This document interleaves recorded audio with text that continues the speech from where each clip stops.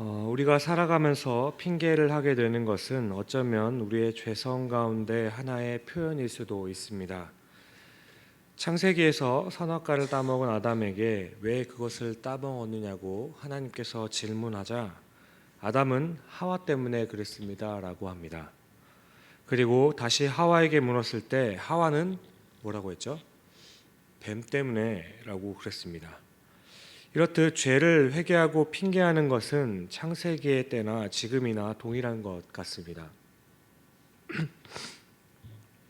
오늘 본문에서도 이런 부분이 잘 드러나 있습니다. 죄송합니다. 오늘 본문은 당시에 자신의 죄에 대해서 핑계했던 속담에 대해서 말씀하고 있습니다. 1절과 2절입니다. 또 여호와의 말씀이 내게 임하여 이르시되 너희가 이스라엘 땅에 관한 속담에 이르기를 아버지가 신포도를 먹었으므로 그의 아들에게 하시다고 함은 어찌 됨이냐. 저는 신맛이 나는 것을 잘 먹지 못합니다. 그래서 김치는 다 생김치만 먹고 신맛 나는 것을 그렇게 즐겨서 먹지 않습니다. 생각만 해도 이렇게 인상이 찌푸려지고 입에 침이 이렇게 지금 고이기 시작하는데요. 반면에 제 아내와 애들은 신맛 나는 것을 굉장히 잘 먹습니다. 그래서 웬만하면 제가 양보를 하는 편이에요.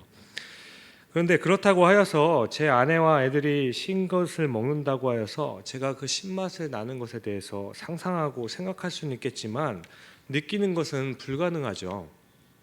그 맛을 똑같이 느끼는 것은 불가능한 일입니다.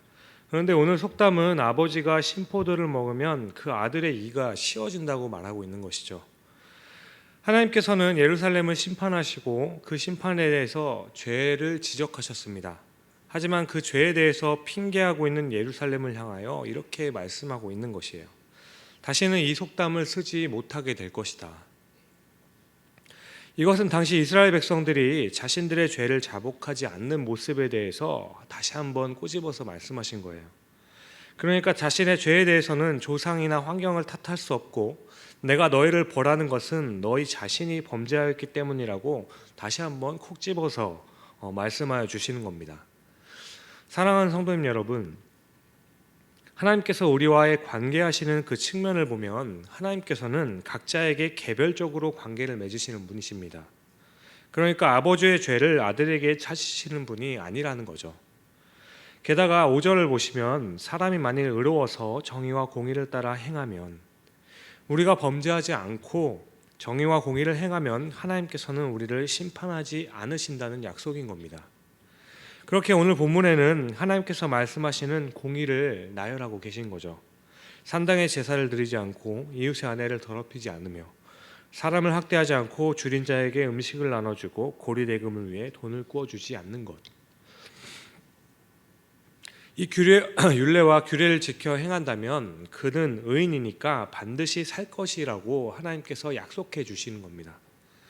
그러니까 하나님께서는 우리가 저지르지 않는 죄에 대해서 책임을 물으시고 심판하는 분이 아니라는 겁니다. 하나님과 우리 사이의 관계는 개인적이고 인격적인 관계라는 거죠. 물론 하나님께서는 비록 우리의 삶에서 때로는 징계를 내리실 때도 있습니다. 그런데 이때 징계를 내리시는 것은 나의 죄 때문이지 다른 환경이나 다른 사람의 것을 나에게 물으시지는 않는다는 거죠. 혹시 우리 가운데 하나님의 징계 가운데 있다고 생각되시는 분이 계신가요? 내가 하나님 앞에서 회개하고 돌이켜야 할 나의 숨겨진 죄, 내가 미처 발견하지 못한, 내가 핑계대고 있는 죄가 있지는 않은지 다시 한번 오늘 하루의 삶을 통해서 확인하시는 저와 여러분이 될 수 있기를 간절히 축원드립니다. 이어서 10절 이하의 내용은 두 개의 아버지와 아들의 비유를 통해서 다시 한번 더 분명하게 말씀하시는 부분입니다.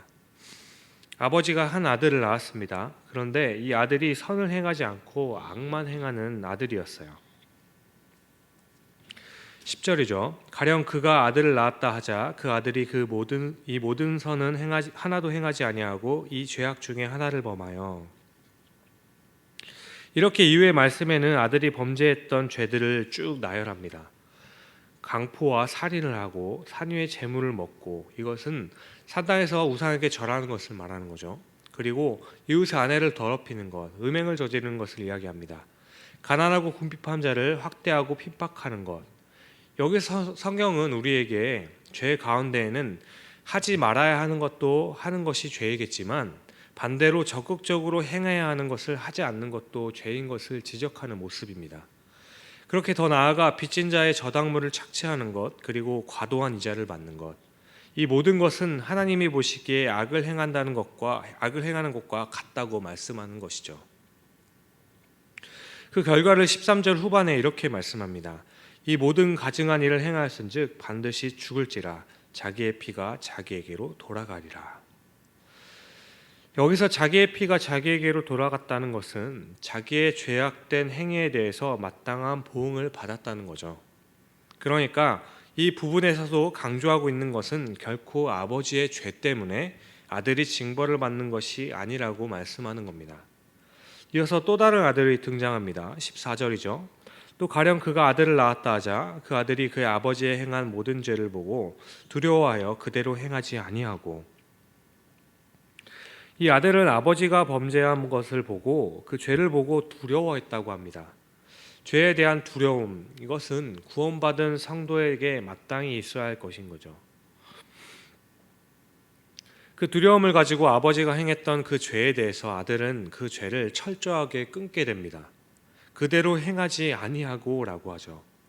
그래서 산 위의 재물을 먹지도 않고 이웃의 아내를 더럽히지도 않으며 사람을 학대하지도 않았고 산당의 제사를 하지도 않고 강탈하지도 않고, 더 나아가 적극적으로 선을 행하기 위해서 줄인 자에게 음식을 주고 벗은 자에게 옷을 입혀줍니다.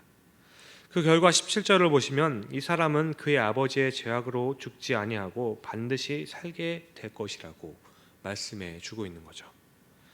그의 아버지는 심히 포악하여 그 죄악으로 죽었지만 이 아들은 반드시 살게 될 것이라고 말씀하는 겁니다.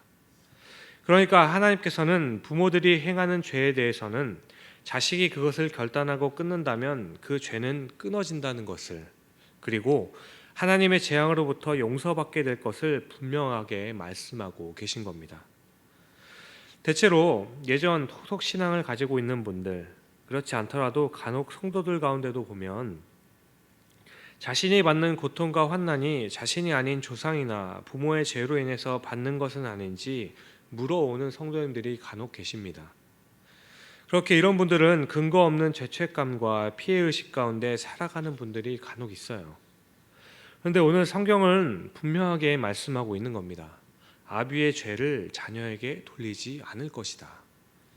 오늘 하나님께서는 우리가 비록 부모의 때에는 죄를 지었다 할지라도 자녀가 결단하고 끊을 때에는 그것이 끊어지게 되고 반드시 살게 될 것을 말씀하고 있습니다.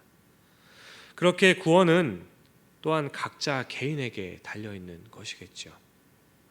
사랑하는 성도님 여러분, 혹시라도 근거 없는 가문에 흐르는 저주에 대한 염려가 있으시다면, 또 자신도 모르는 개인적인 습관으로 인한 징크스에 대한 염려가 있으시다면, 오늘 믿음 안에서 결단한 아들과 같이 믿음의 결단을 할 수 있는 우리 모두가 될 수 있기를 바랍니다. 그렇게 믿음의 결단으로 이전에 나 자신도 모르게 지었던 죄를 이제는 끊어버리고, 그렇게 죄에 대해서 민감하게 반응하셔서 다시 한번 하나님의 복음의 은혜 가운데서 놀라운 축복을 받아 누릴 수 있기를, 그런 축복을 받아 누리는 귀한 주님의 자녀들이 될 수 있기를 주님의 이름으로 간절히 축원드립니다. 기도하시겠습니다. 사랑과 은혜가 풍성하신 아버지 하나님, 하나님께서 우리의 죄악을 드러내실 때에는 핑계하지 않게 하여 주시고 자복하고 회개하게 하여 주옵소서. 또한 우리 가운데 근거 없는 죄에 대한 피해의식과 두려움이 있다면 없애주시고 온전히 끊어내는 때에는 반드시 살게 하시겠다는 그 하나님의 말씀을 온전히 믿고 의지할 수 있게 하여 주옵소서. 그렇게 다시 한번 복음의 빛 가운데서 주님과 동행하는 우리들의 삶이 될 수 있도록 주님께서 지켜주시옵소서. 오늘도 찬양으로 영광 돌린 제1권사에 하나님께서 축복하여 주시고 노년에 늘 건강하게 하시며 기도하고 있는 모든 것들이 이루어지며 그것을 또한 목도하며 또한 서로가 간증하며 나아갈 수 있는 모든 가정들 되게 하여 주옵소서. 감사합니다. 이 모든 말씀을 우리를 구원하신 예수 그리스도의 이름으로 감사하며 기도드립니다. 아멘.